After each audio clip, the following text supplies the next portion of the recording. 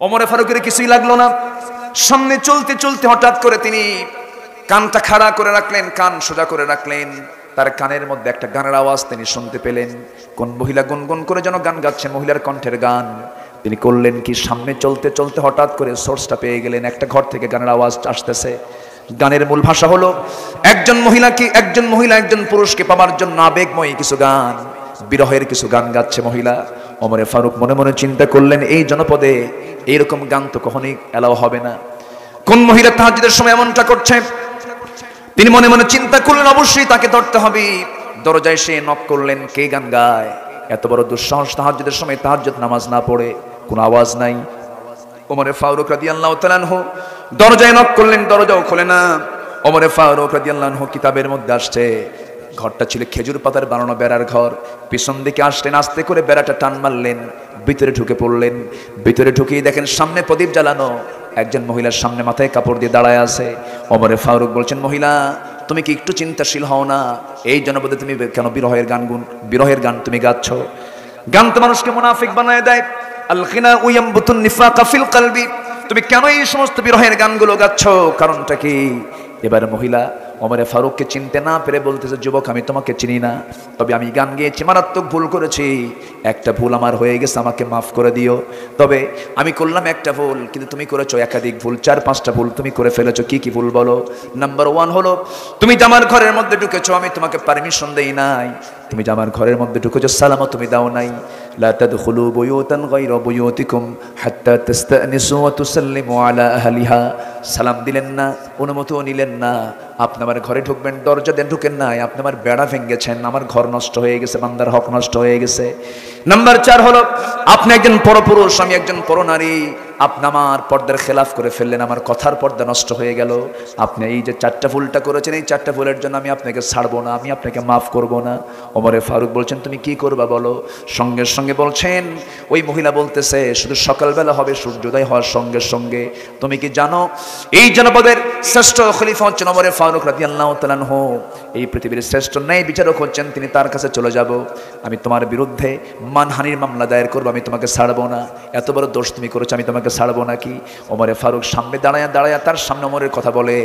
এবার ওমরে ফারুক বলছেন, ও মহিলা তুমি যে লোকটার নাম বলছো, তুমি তাকে চিনো নাকি? হ্যাঁ আমি তার নাম শুনেছি অনেক। এবার তিনি বললেন, আমার জানা মতো ওমরে ফারুক তো লোকটা খুব একটা ভালো না, জোতের লোক না। নিজের কথাকে নিজে ভালো বলা যায় নাকি? ভালো বলা যায় না। এই কথা শোনার সঙ্গে সঙ্গে মহিলা চরম খেপে গিয়ে বলছে, দোষ তো 4টা না, দোষ আরেকটা যোগ হলো। তুমি কার বিরুদ্ধে কথা বলো? আমার জানা মতে ওমরে ফারুকের মতো ভালো মানুষ এই দুনিয়াতে দ্বিতীয়টা আর এই দুনিয়াতে নাই। জোরে বলি আল্লাহু আকবার।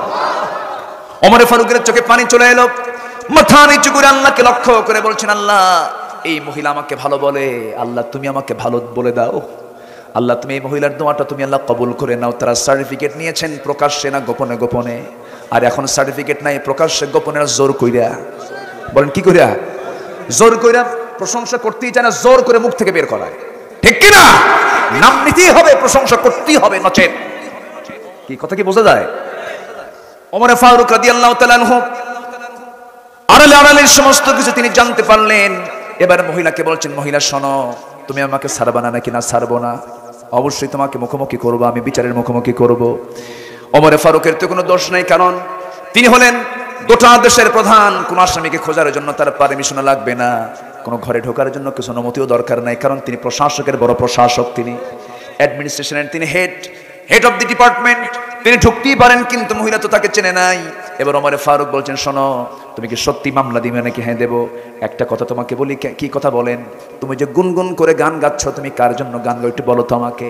এবারে মহিলা বলে, শোনেন 4 মাস আগে আমার স্বামীর সঙ্গে বিয়ে হয়েছে। আমার স্বামী আমাকে রেখে চলে গেছেন মাত্র 3 দিন পর। বিয়ে হয়েছে মাত্র 3 দিন 3 রাত আমার কাছে ছিলেন।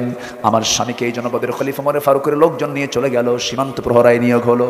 আজকে 4 মাস গত হতে চলে, আমার স্বামীর কোনো খবর আমার কানে কেউ দেয় নাই। আমার স্বামী বেঁচে আছেন না মারা গেছেন কেউ আমাকে বলেও না। রাতের বেলা ঘুম থেকে জাগা পেয়ে ওযু বানায় নামাজে দাঁড়াবো, এমন সময় স্বামীর প্রেম ভিতরে জেগে উঠছে। সেই বৈধ স্বামীকে পাওয়ার জন্য, বৈধ পুরুষকে পাওয়ার জন্য আমি রাতের বেলা বিরহের গান গুনগুন করে গাচ্ছিলাম। ওমরে ফারুক মনে মনে চিন্তা করে, হারে দোষ তো আরেকটা যোগ হলো। কি কথা কি বোঝা যায়? দোষ তার একটা যোগ হয়ে গেল আমার। এখন কি করা যায়? মহিলাকে লক্ষ্য করে ওমরে ফারুক বলছেন, শোনো তুমি কি আমাকে মাফ করবা না? না, মাফ করবো না। ওমরে ফারুক বলছেন, শোনো, যে স্বামীর জন্য তুমি বিরহের গান গুনগুন করে গাইলা, যে স্বামীকে পাওয়ার জন্য তোমার আকুল আবেদন, সেই স্বামীকে আগামীকালকে যদি সকালবেলায় সূর্যোদয়ের সঙ্গে সঙ্গে যদি হাজির করে দেয়, তুমি কি মামলা দিবা না? কি মহিলা মুচকে হাসে। মহিলা বলে, কালকে সকাল কেন, সারাদিন সন্ধ্যা পর্যন্ত টাইম দিলাম জান। মানে আইন ঘুরে গেছে, মামলা কি হয়েছে, ঘুরে গেছে। আমার ভাইয়েরা, গোটা দুনিয়া যিনি চালান তিনি তো বোঝেন এই মহিলার রোগটা কোথায়, সমস্যা কোথায়, সমাধান হলেই তো সব ক্লিয়ার হয়ে যাবে।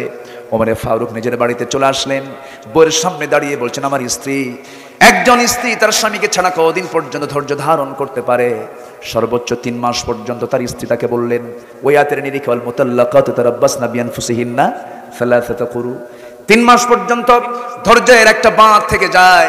এদিকে হয়ে গেছে 4 মাস। বললেন কি, চিফ ইন কমান্ডারকে ডাক দিলেন।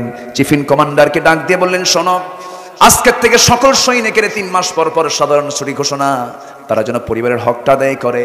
আর অমক বেড়ায় কমক নামে একজন ব্যক্তি আছে, তার ছুটি মঞ্জুর করে দাও, সে তার বইয়ের হকটা আদায় করুক। জোরে বলি আল্লাহু আকবার। এই যে সুন্দর একটা চরিত্র আমরা ফুটে তোলার চেষ্টা করেছি, শোনার চেষ্টা করেছি, এটার মূল কারণ হলো ওমরের ভিতরে 1 নম্বর গুণ কি ছিল বলেন? ঈমান ছিল। কি ছিল বলেন? ঈমান ছিল। ইন্নাল্লাযীনা আমানু, ঈমান যারা ঠিক মতো আনবি, ওয়াল্লাযীনা হাজারু, যারা হিজরত করবে, ত্যাগ স্বীকার করবে, স্যাক্রিফাইস যারা করবে, দ্বীনের জন্য মুহাজির হয়েছেন সাহাবীরা, তাদের জীবনে কত কষ্ট তারা করেছেন। হিজরতের দাম কে দিবেন? আসতে বলবেন না, কে দিবেন? আল্লাহ দিয়ে দিবেন। এই একটা কাজ, ঈমান একটা কাজ।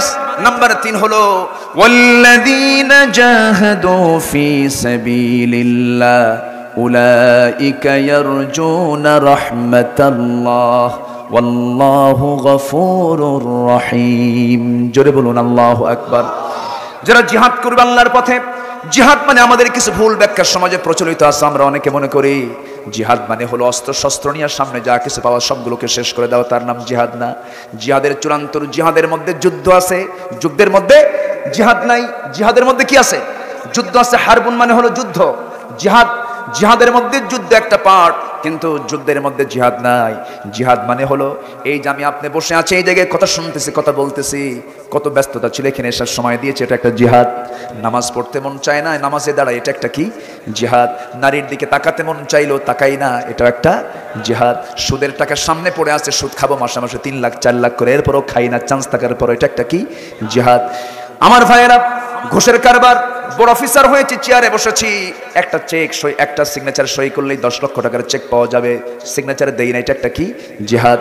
আল্লাহ রাব্বুল আলামিন বলছেন, বান্দারে এই কাজটা যদি করতে পারো, জিহাদটা যদি করতে পারো, আমার সমস্ত রহমত আমি তোমার উপরে বর্ষণ করব। জোরে বলি সুবহানাল্লাহ। নামাজ কেউ ছেড়ে দেব নাকি? 5 ওয়াক্ত নামাজ পড়বেন কারা? 5 ওয়াক্ত নামাজ, একটু হাত তুলে দেখেন, জোরে ইয়া আল্লাহ, আরো জোরে ইয়া আল্লাহ। আমাদেরকে 5 ওয়াক্ত সালাত আদায় করার তৌফিক তুমি আল্লাহ দিয়া দাও। জোরে বলি আমিন, আরো জোরে আমিন, আরো জোরে আমিন। নামাজকার হক, নামাজকার হক। সবার আগে আমরা নামাজের জন্য যত্নবান হব। জোরে বলি ইনশাআল্লাহ, আরো জোরে বলি ইনশাআল্লাহ। সাহাবীরা কত কষ্ট করে নামাজ পড়েছেন, গোটা বাড়ি মিলে একটা চাদর। গোটা বাড়ি মিলে কয়টা চাদর? স্বামী স্ত্রী, ঘর নাই, পাহাড়ি গুহার মধ্যে থাকেন। আজান হয়ে যেত, বেলাল আজান দিতেন, তিনি পাহাড়ি গুহা থেকে বের হয়ে আসতেন।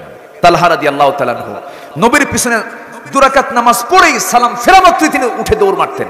নবীজি একদিন পিছন দিকে ডাক দিয়ে বলেন, তালহা এদিকে আসো, তোমার কি আমার বয়ান শুনতে পছন্দ হয় না?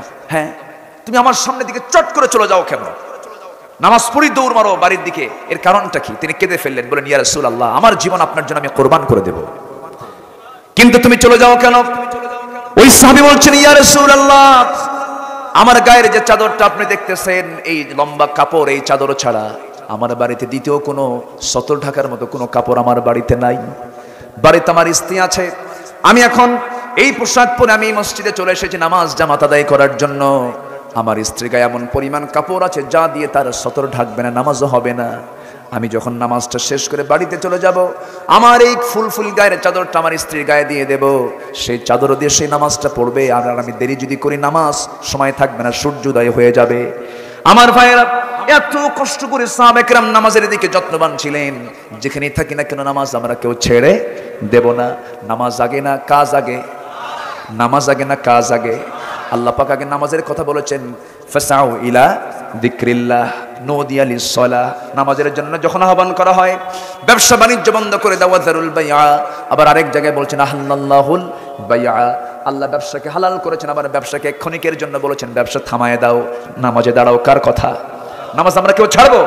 আল্লাহ তুমি সবাইকে নামাজি বানাও, জোরে বলি আমিন। মা বোনদেরকে পর্দায় থাকার তৌফিক দাও। চাচাতো বোন, চাচাতো ভাই, মামাতো ভাই, খালাতো ভাই, দুলা ভাই দেখা করা জায়েজ নাই। দুলা ভাইয়ের সঙ্গে হুন্ডায় চড়ার শালি আছে না নাই? ফরিদপুরে আছে? আছে, ফরিদপুরে আছে। দুলা ভাইয়ের সঙ্গে হুন্ডায় চড়া যাবে? আসতে কোন কেন যাবে? দুলা ভাইয়ের পিছনে শালি সরে, বাপ কি করে? বাপ কি করে? বাপ বলে সর। খবরদার, এই সমস্ত নিকটতম আত্মীয় স্বজনদের সঙ্গে পর্দা করার দরকার আছে না নাই?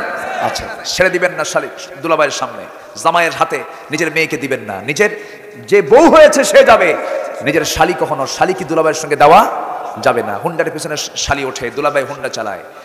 শালি মনে করে দুলাভাই আমার দুলাভাই বড় ভাই মানুষ, একটু দূরে দূরেই বসি, হুন্ডার মাঝখানে একটু গ্যাপ রাখে, ফাঁকা রাখে, যেন দুলাভাইয়ের গায়ের সঙ্গে আমার গা যেন না লাগে। কিন্তু দুলাভাই কম না, সামনে কিছু দূর যাওয়ার পর এমন একটা ব্রেক মারে, এক ব্রেকে গ্যাপ পূরণ করে।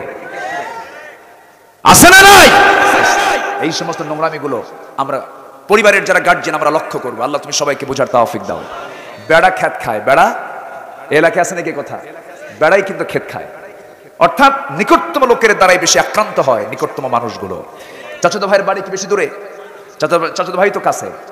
খালাতো ভাই শুধু খালার বাড়িতে যায়, খালি খালাকে সালাম দিবে, খালাম্মা আসসালামু আলাইকুম, খালাম্মা আসসালামু আলাইকুম। মানুষ খালাতো বোন একটা আছে। কি কথা কি বোঝা গেল? এগুলো গার্জিয়ানদেরকে বুঝতে হবে। আল্লাহ তুমি সবাইকে বোঝার তৌফিক দাও। জেনা মুক্ত সমাজ গড়বো আমরা, জোরে বলি ইনশাআল্লাহ। সমাজে জেনা থাকবে না বিয়ে থাকবে? বলেন, সমাজে জেনা থাকবে না বিয়ে থাকবে? যেখানে বিয়ে থাকবে সেখানে জেনা থাকতে পারে না। আল্লাহ পাক জেনাকে বন্ধ করার জন্য আল্লাহ বলছেন তুই 2টা কর, 3টা কর, 4টা কর, তবুও তুই অকাম করিস না। ঠিক কিনা? হয়তো আমার ওয়াজ শুনে এখন মায়েরা মনে মনে চিন্তা করে, হুজুর শেষে এসে এরকম পেঁচ লাগাই দিয়ে গেলেন। আপনার স্বামী যে বিয়ে ছাড়া আরেকটা পেঁচ লাগায়, ঠিক কিনা? আপনার স্বামী যে বিয়ে ছাড়া আরেকটা পেঁচ লাগায়, যে আপনার স্বামীর ইমানই শেষ হয়ে গেল। অতএব ওই পেঁচ লাগানোর চাইতে আল্লাহর হুকুম মানাই ভালো, ঠিক কিনা? আমার দাদাদের সময় বিয়েটা একাধিক ছিল না? এই আজ থেকে 20-30 বছর আগে মোটামুটি অনেক ফ্যামিলিতেই একাধিক বিয়ের একটা রসম ছিল। এখন কিন্তু আর বিয়ে করে না। বউ একটা সাইনবোর্ড দিয়ে বলে তুই থাক, আমার 1000টা আছে। এরকম আছে না নাই? এই জন্য সমাজে রোগ কম না বেশি? রোগ বেশি। যেখানে পাপ বেশি সেখানে কি বেশি হবে? রোগ বেশি হবে। আল্লাহ তুমি বোঝার তৌফিক